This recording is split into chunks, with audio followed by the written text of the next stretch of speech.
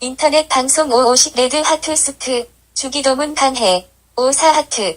마태복음 6장 9절 13절 레드 하트 수트. Mission track Mexico Red Heart Suit. 구경평 하트. Rev DRTHD.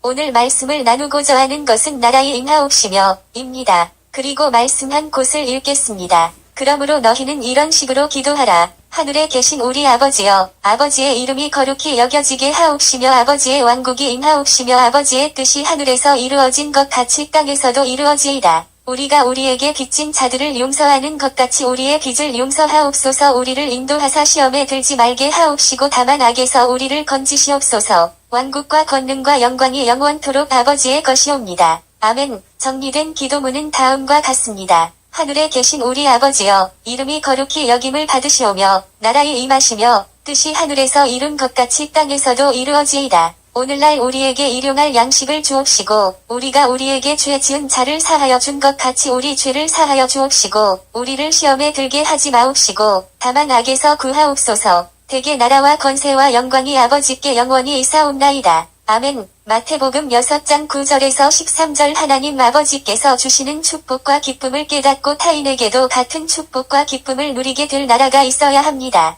그 나라가 임하시기를 기원하는 기도입니다. 그러한 나라가 임함으로 하나님의 이름이 거룩하기를 바라는 소원이 됩니다. 이 나라는 전체적으로는 영광의 나라를 기다림입니다. 개인적으로는 은혜의 나라를 위한 기도입니다. 그리고 이 기도는 한 나라이든지 한 사회를 위한 기도가 아니라 온 지구 온 인류를 위한 기도입니다. 그런데 하나님의 나라가 되어야 할 이 세상은 죄악이 가득한 세상으로 변하여지고 있습니다. 1. 무엇이 임하여야 하는가? 나라라고 하는데 헬라어로는 바실레이아.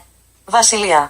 즉 왕국은 곧 하나님의 나라가 임하여야 합니다. 왕이 지배하는 곳이어야 합니다. 하나님은 만왕의 왕이시니 그분이 오셔서 통치하소서입니다. 이는 아멘 주 예수여 어서 오시옵소서라는 말씀과 같습니다. 곧 재림의 주님을 고대하는 것입니다. 장차 오시게 될 재림의 주님께서 심판의 주님으로 오십사는 간구입니다. 유대인들에게는 국민적인 비극이었던 바벨론 포로 생활이 있었습니다. 포로 생활 후에 히브리 민족은 하나님 나라가 임하기를 바라는 마음이 강하게 나타났습니다. 이들은 예루살렘을 중심하여 하나님의 나라가 건설되기를 꿈꾸어 왔습니다. 시온운동으로 나타났지만 실현되지 않고 예수님 당시까지 이른 것입니다. 예수님께서 요단강에서 하나님 나라가 가까웠다고 외칠 때에 많은 무리들이 모여왔습니다. 그러나 예수님께서 가르치는 하나님의 나라와 저들이 기다리는 나라는 다른 것이었습니다. 그들은 예수님이 왕으로 군림하여 로마 정부로부터 해방시킬 줄 알았던 저들이었습니다. 그리하여 호산나라고 외치면서 예수님께서 예루살렘 입성시에 외치었던 것입니다.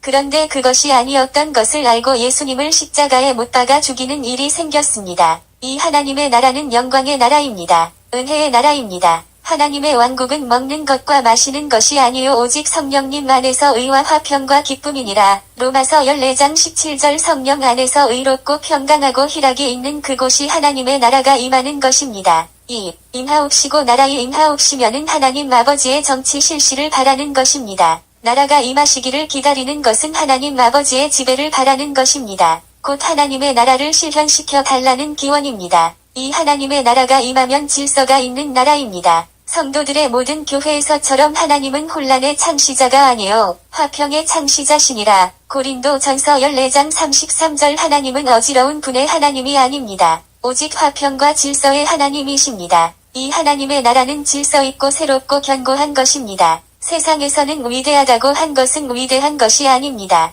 유익한 사람이라고 하지만 유익한 것이 아닐 것입니다. 왜냐하면 하나님의 일을 생각하지 않고 사람의 일만 생각하기 때문입니다. 우리는 하나님의 나라가 임하는 날을 모르고 있습니다. 고로 준비하고 기다려야 합니다. 슬기롭고 지혜 있는 5 처녀가 신랑을 맞이하기 위하여 등과 기름을 준비하듯이 말입니다. 3. 어디에 하나님의 나라가 임하여야 하는가? 1. 우리 마음에 임하여야 합니다. 또 그들이 이르기를 여기를 보라 혹은 저기를 보라 하지도 못하리니 보라 하나님의 왕국은 너희 안에 있느니라. 누가복음 17장 21절 내 마음에 하나님을 왕으로 모셔져 있습니까? 하나님 제일 주위의 삶이 되고 있습니까? 내 생각이 오직 하나님 생각으로 가득하였습니까? 하나님의 나라가 임한 것입니다. 이 교회가 하나님의 나라입니다. 그분 안에서 모든 건물이 꼭 맞게 함께 뼈대를 이루어 주 안에서 한 거룩한 전으로 자라가고 그분 안에서 너희도 성령을 통해 하나님의 처소로 함께 세워져 있느니라. 에베소서 2장 21절에서 22절 교회가 온통 하나님 중심으로 세워지고 이끌리고 있습니까? 성령의 인도함을 받아 세워지는 교회입니까? 하나님의 나라가 임한 것입니다. 3. 믿음의 가정에 하나님의 나라가 입하여야 합니다.